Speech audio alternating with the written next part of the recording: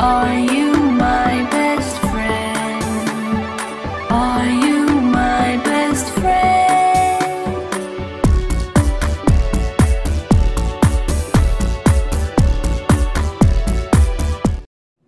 Hey guys, it's Cauliflower, and guess who's back? Hi. God. It is Cauliflower and... Yar, pirate. No, I'm kidding, Chris.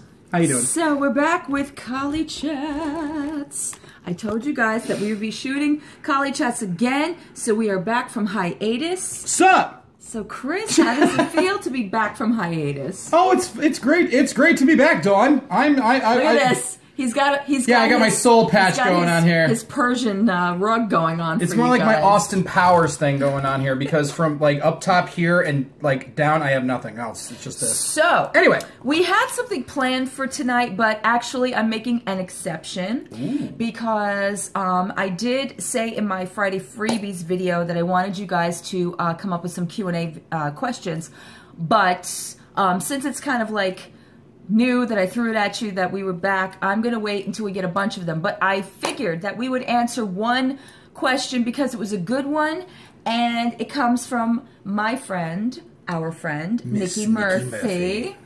And she left a very interesting question, and I think Chris can answer a lot of this one. So I thought that this would be a great, you know, re-entry into Choly Chats. So I'm going to read Niki's question she left in my video.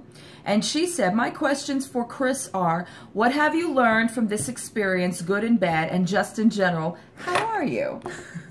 There's a two-part to this question. So, well, what have I learned? Yes, what have you learned from this experience? If you want to talk about this experience, it's up to you. Well, what I've learned is, like, you know, glass, it's not so safe.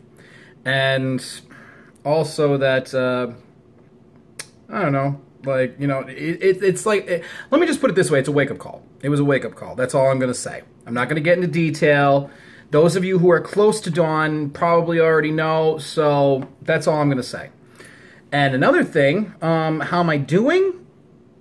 I'm doing all right. I had this removed 2 days ago. And now, just, you know, recovering. I got to get back into the swing of things. And in a few weeks, I'm going to go get fitted for a prosthetic. So next time you see me on Choly Chats, it'll hopefully be without this thing. And I'll look somewhat decent. Okay, first of all, A, he does look decent, no matter if he has 2 eyes, 1 eye, 3 eyes. B, no, you'll be on this from this point on, because we are trying to bring Choly Chats back. And if you have any suggestions for anything you want us to do, not just talking about stuff, but we're going to be doing some fun challenges and things like that. Okay, so the second part of Niki's question was, she also said, maybe you two can talk about mental illness in relationships or friendships, because she can really use some advice or tips in that area right now. Okay.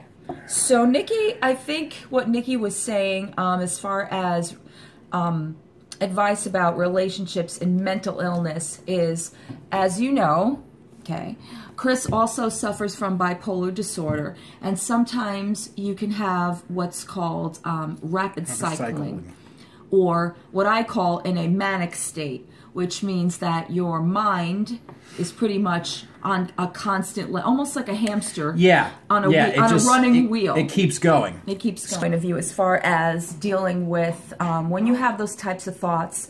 Even though I'm not a person who suffers from bipolar disorder, I do have borderline personality disorder. I got active therapy, which right now I'm in. I've had therapy for a lot of years, and for me, I was always combative in that kind of a setting, because for me it was either one way or another. There was never a middle ground. So for me, if I get to a point where I'm aggravated or something bothers me, I have a habit of wanting to deal with it head on, and sometimes that can go one way or the other. Where it is in a good way is I would rather be able to discuss my feelings and how I feel than keep them bottled up, or to get to the point where things get to me internally so bad that I blow up. But the other part of it is, if let's take, for example, things like the things that have been going on in social media recently. A lot of people don't... Hi, sweetheart. Hi, Dave. Dave is here. A lot of things that have gone on in social media, I haven't really divulged my personal feelings about because I feel that it's better that I don't put out so much of my personal feelings about that because obviously it's been up for scrutiny. But for me, sometimes I just go with what I feel. If I feel like crying to somebody, especially somebody close to me, I will do that. If I feel like just venting out my feelings to somebody, I will do that. And usually that does the trick. You know, there are times that you get caught up in all of the negativity, and sometimes you get to the point where you feel like, you know, why are people doing this? Or why are people saying this about me? Or why do people think these things? And you have to realize one thing. First of all, if it's online, those people don't know you. Yeah, they don't see you. They don't have anything to do with interaction with you in your normal life. They have nothing to do with your personal life. All they're there for is basically to talk about something they think they know about you or to create something they know about you. Yeah. Secondly, is there's so much other things in your life that are more important and that make you happy, and whatever that is, whether it's your children, your job, your best friend, your boyfriend, your girlfriend, walking, you know, exercising, whatever it is, whatever makes you feel released or relieved, that makes you feel content, right, more at peace with yourself. Right. You need to do everything that is positive for you instead of dwelling into those feelings, because people want you to react. They're looking for the reaction. They're poking. It's almost like they're poking the bear to get. Okay, poking not poking the eye. that, but they're poking the bear to get to the point where they want you to be exactly what they think you are. They want you to be. They're waiting for you to turn ferocious negative. And go nuts. Yes, exactly. They want you to get to that point. So if you have that mindset already, if you can create in your mind and say, or have maybe, like I told Chris, sometimes you need to picture that stop sign. When you know you're getting to a certain point where you're elevated and you get to the point where you feel that you're going to get out of control, just picture that stop sign. Because once you picture that and you tell yourself, nope, that's my limit, I'm not dealing, you need to do something safe. Whatever it is, walk away, go outside, listen to music, you know, count to 10, whatever it has to be. Instead of engaging yourself with the very drama that's causing you to go into a manic, to go into a rapid cycling, to go into, for what borderlines go into, is basically that we question ourselves, that we, you know, berate, and we go into a self-deprecating place where we question everything. Yeah. At least I do. And with bipolar people, what we do is we let it build up inside of us where it turns to anger. Yeah. And then when it turns to anger, we lash out on either the ones we love or at each other. Or at themselves. That's what I said, or at each other. Well, and that is the root. You know, the thing is that, you know, we're all human beings. We all have our vices, whatever they may be. It doesn't mean you have to have a mental illness to have a vice, but if you do have a mental illness, it makes it extremely more hard. Right. If you do have something that causes you to lash out, lash at yourself, lash at others, whether you feel like you can't control it, the first thing to do, obviously, is to seek some professional help. If you can't do it at that moment in time, picture that damn stop sign. Just stop, because the consequences of your actions could be severe. Yeah. They could be detrimental to somebody you love, to yourself. You could take it upon yourself to just turn it around and do the opposite of what you would normally do.